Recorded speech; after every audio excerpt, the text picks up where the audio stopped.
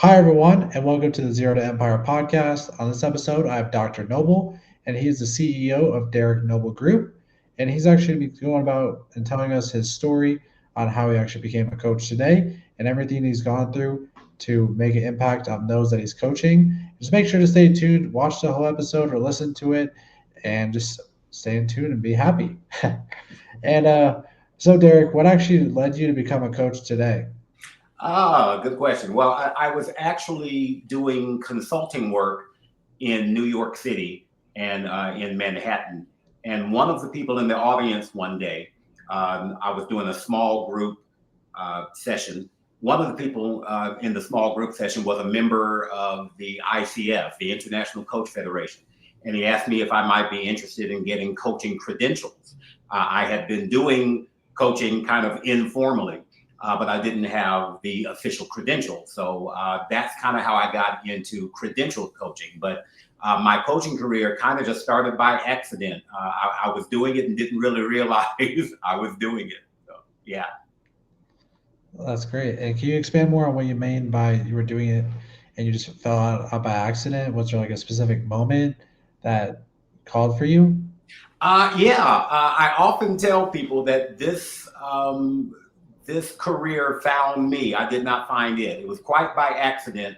I had a really good friend who was the vice president of the IPMA, which is the International Personnel Management Association.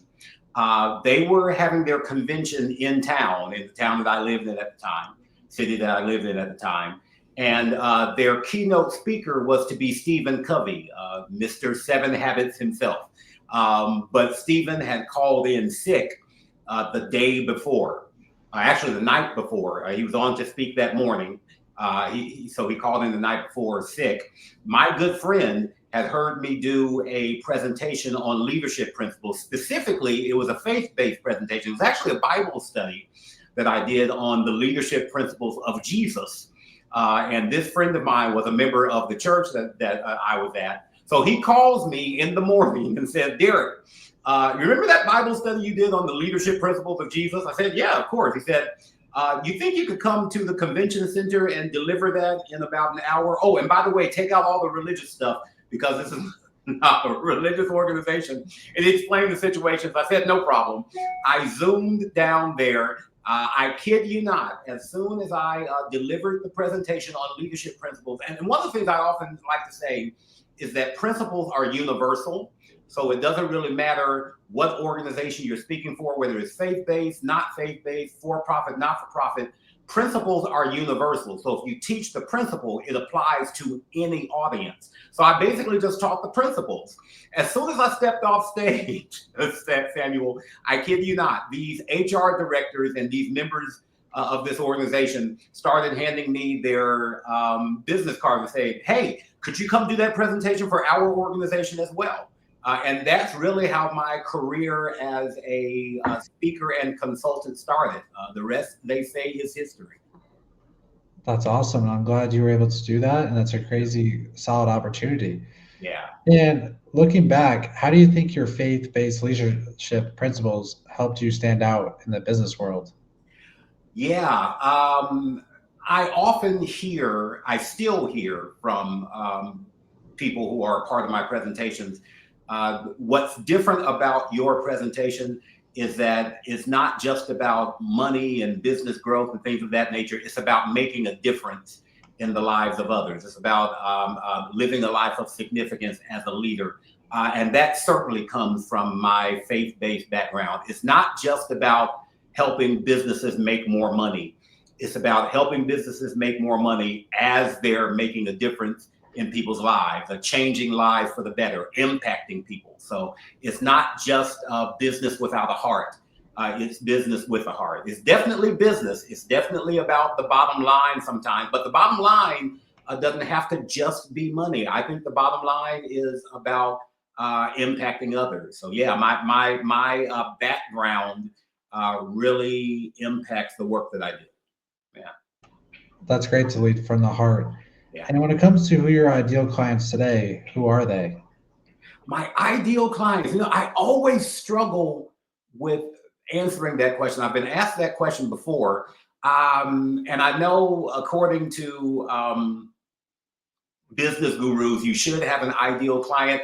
I guess I would narrow it down to say my ideal client is a relatively new leader who wants to get started on the right foot, but they don't quite know where to start. You know, a lot of times people become leaders, managers, supervisors, whatever the case may be, because they were a stellar employee. I mean, you were a great employee, and because you were a great employee and because you were the number one salesman, we want to make you the head of the sales department. But being a great employee does not necessarily translate into being a great leader of other employees.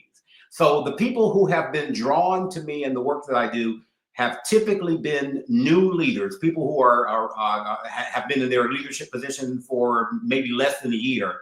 And they're like, you know, I know how to lead myself, but I don't quite know how to lead others. How do I turn myself from a great employee to a great leader of employees? So I guess my ideal client would be that type of person. The reason why I'm hesitating there is because I also do a lot of work with seasoned leaders, leaders who, for whatever reason, have become jaded over the years. They've been in their leadership position for many years and they're tired or they're angry or they're frustrated. So I try to do a balance of emerging leaders and seasoned leaders as well. But if we had to crunch the numbers, it definitely would be, I spend more of my time with new leaders than anyone else. In fact, that's what the book is about. The book I wrote, Leadership Launch, the subtitle is Essential Skills for New Leaders. So how do you, as a new leader, make that transition? How do you please the board of directors?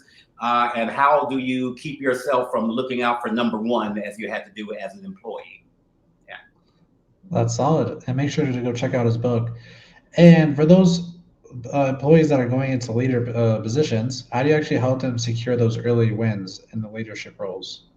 Oh, good ways to secure those early wins. First and foremost, the first thing I tell new leaders is you've got to immediately have a meeting with your direct supervisor, whether it is one person or the board of directors, whoever it is that hired you, you've got to have a meeting with them. And the first question you want to ask them is, what are your priorities for me? Because I'm sure you know, Samuel, if your priorities and the priorities of the people who hired you don't match, something's going to fall apart down the road. So one of the first ways you create those early wins is find out what their priorities are for you. A good question to ask is something like this. If you were in my position, what would you do first? And that's a good way of kind of getting at the heart of your direct supervisor or your board of directors. So you find out what it is that they think is important, and then you start attacking those things. You start working on those things. That helps create momentum because now they see that you understand where their vision lies for this organization. So that's one of the ways you create early wins. Another good way to create early wins is to start having some one-on-one conversations with those people who are your direct reports. And I typically give 3 questions that you need to ask every employee on a regular basis. Now, you can do this one-on-one, or you can do this in employee meetings or staff meetings or team meetings, whatever you want to do. But the very first question you want to ask is, what are we good at? What this organization, if you had to outline some strengths of this organization, what would be the strengths of this organization? So that's the very first question. The reason why I recommend you ask that question first is because it creates momentum.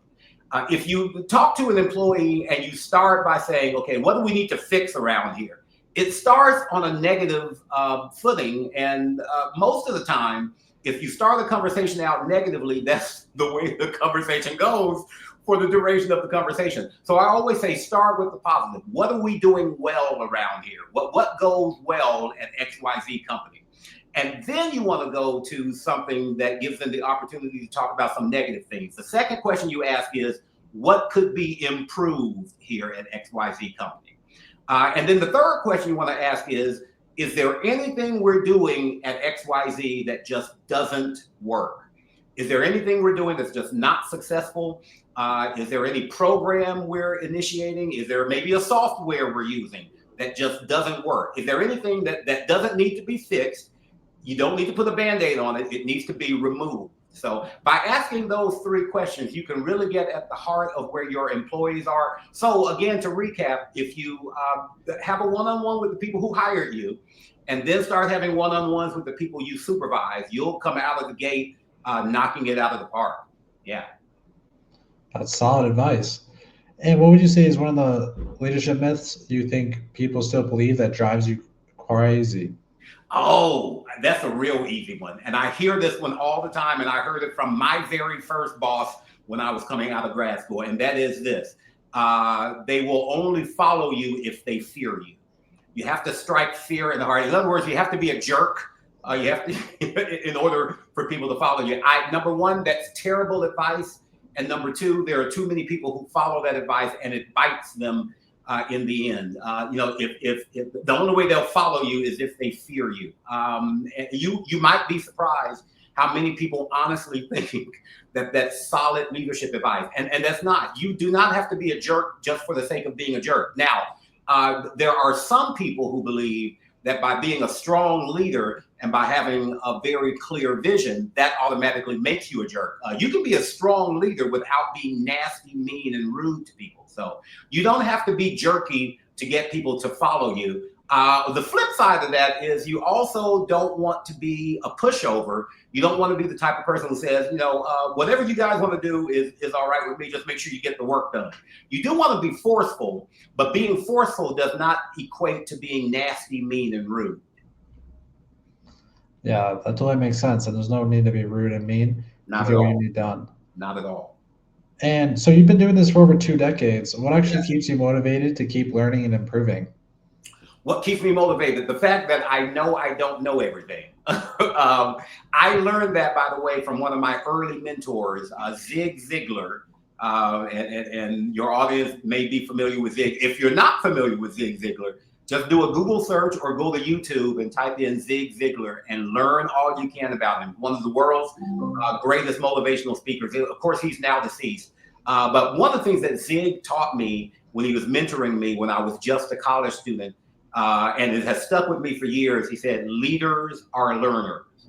And the moment you stop learning is the moment you become an ineffective leader. And at the time, he was in his 60s when he said that to me. And he said, I have a coach. And that surprised me, Samuel. My jaw almost dropped. I'm like, man, you coach thousands upon thousands of people and CEOs, and you're a best-selling author, and you have all of these videos, and you have a coach. I mean, you are a coach. And I asked him, I was a young college student. I'm like, you are a coach. Why do you have a coach? And he again reiterated, leaders are learners. I don't know everything. And even in my 60s, there's more for me to learn. So I got that from Zig. So that's my number one leadership mantra. If you're no longer learning, you're no longer leading. Yes, that makes sense. You got to keep on learning or else you just go opposite. Definitely. And so you've been in business for over 25 years. Yes. And what's been the hardest part about growing your brand? The hardest part about growing my brand, I am admittedly not a marketer. I'm not really skilled with marketing. Now, I've done great business, really great business, because my business has grown mostly by word of mouth. If you were to try to find me on social media and things of that nature, I don't do a lot of social media. I don't have a lot of LinkedIn videos. I don't have a lot of Instagram videos. My clientele is basically word of mouth. What happens is I do a presentation, or I do a keynote, or I do a training of some sort, and the people love what I do, and then they spread the word to friends of theirs. So that's how my business has grown.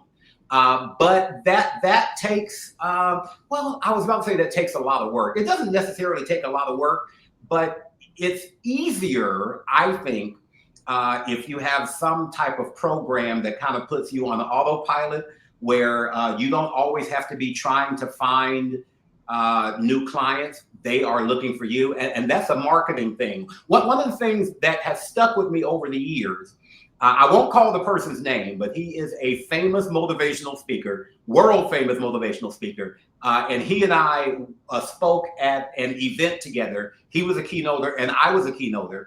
And he said to me, it ticked me off, but it's something that has stuck with me. He said, Derrick, you are a much better speaker than I will ever be.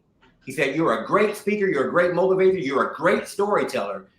He said, but I will always make more money than you in this business because you are a speaker and I am a marketer who happens to speak.